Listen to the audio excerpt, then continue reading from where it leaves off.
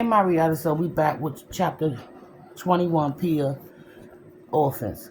She nodded, holding his gaze. Yes, sir, it has, many times. I see. He glanced at the floor and shook his head slightly, his face lined with confusion and doubt. And when did you first start sensing these things? As far as I can remember, sir, I wasn't sure what it was for a long time, but it grew stronger after the flu started. Then, when my mother got sick and died, I knew what I was feeling was real. Why didn't you tell us before now? Because I didn't want you to think I was unstable. He pinched the bridge of his nose and squeezed his eyes shut, as if suddenly suffering an excruciating headache. Was he frustrated, trying not to cry, or wondering how he had hired a crazy person to take care of his children? Maybe he was trying to decide between calling the police to arrest her or a doctor to commit her to an asylum. The hallway seemed to shrink as her panic grew. She had to now. She had to prove. She had to prove she was telling the truth, but how? Then she had an idea. She reached up and gently took his hand away from his face, praying it would work. He opened his eyes, surprised, but let her take it. She wrapped her hands around his and waited for something to come to her, some inkling or sensation, even the slightest pain of an aching tooth or the thud of a headache. Hopefully she'd feel something more specific, but nothing that would threaten his life. She closed her eyes, pushed away her misery and fear, and tried to concentrate. His hands were twice the size of hers, with warm skin and calloused palms, and then she felt it, a deep throbbing to her forehead, and a burning sensation to her groin. She let go and looked at him. You could still feel where the bullet hit your missing arm, she said, and you had pain when you urinate. His mouth fell open. How did you? I haven't even told Mrs. Hudson about that. I felt it, sir. He gasped at her, clearly stunned. That's extraordinary, he said. I've been treating myself for a urinary infection. It's getting better, so I'm surprised you could still. He paused, scrubbed his hands down his face, and sighed loudly. I just wish you had trusted me sooner, Pia. I worked with someone like you on the front lines once. The hair on the back of her neck stood up. You did?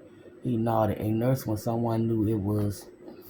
I don't know why this TV keep darkening. Knew it was gangrene was setting in before I could tell. She had a kind of sixth sense that could locate large bullets and bleeding veins. At first, I thought At first, I thought the stress of everything she seen and experienced had taken a toll on her, and she was imagining things. But after working with her for a while, I realized 9 times out of 10 she was right. I saved a lot more men because of her. Pia felt like weeping. All this time, she thought she was the only one on earth who had such a strange feeling. This that she'd be locked up in a loony bin. She told the truth. She couldn't believe what she just heard. What I'm trying to say is, Dr. Hudson, I believe you. I don't know if I could have done anything for Leo, even if you told me. But from now on, I'll take you seriously if you feel something might be wrong with any of my family members. And most of all, I'm sorry for doubting you. She could only nod, afraid she might start crying and never stop. Losing Leo was too big a price to pay, but having someone validate and believe her felt like a miracle. Now Dr. Hudson stood beside the CT during his son's wake, gripping the car's crest rail as if to keep from falling, his lips pressed together in a hard thin line, having brought the girls down from the playroom a few minutes prior.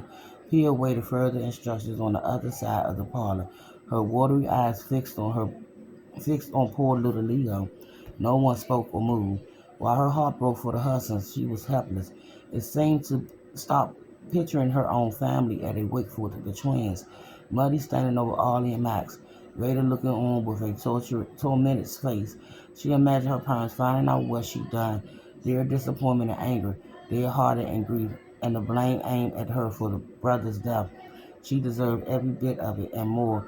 Just thinking about it, something cold and hard twisted in her chest, and she bit down her lips, swallowing the sobs that threatened to wrench from her throat. As if not, as if noticing her for the first time, Mrs. Hudson gazed at her with haunted eyes. How did you know? She said in a weak voice.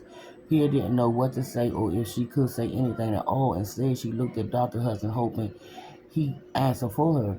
He stepped forward and put his arms around Pia, and I talked about that, he said, and I believe what she said. And Mrs. Hudson said, what did she say? That she knew my baby was sick? Yes, darling, but Mrs. Hudson grimaced and pushed him away. Then why didn't you do something? She cried. Why didn't you save him? Dr. Hudson put his hands to his chest, his face filled with agony, looked shattered. It wasn't like that, he said, nearly choking on his words. She knew something was wrong, but she didn't know what exactly, and I couldn't find anything. You were there. He seems fine. Sometimes these things just happen, sweetheart. It might have been a physical defect when he was born with something we don't understand yet. You know better than anyone that if there had been anything I could have done to save him, I would have done it. I would have laid down my life for my son. He looked at the girls. I laid my life down for every one of you. With that, Mrs. Hudson's face folding on in itself. I'm sorry, she sobbed. I know it's not your fault. It's just I miss him so much I don't know if I can hear it. She buried her face in her hands. Dr. Hudson gathered her to him, kissing her cheeks and forehead.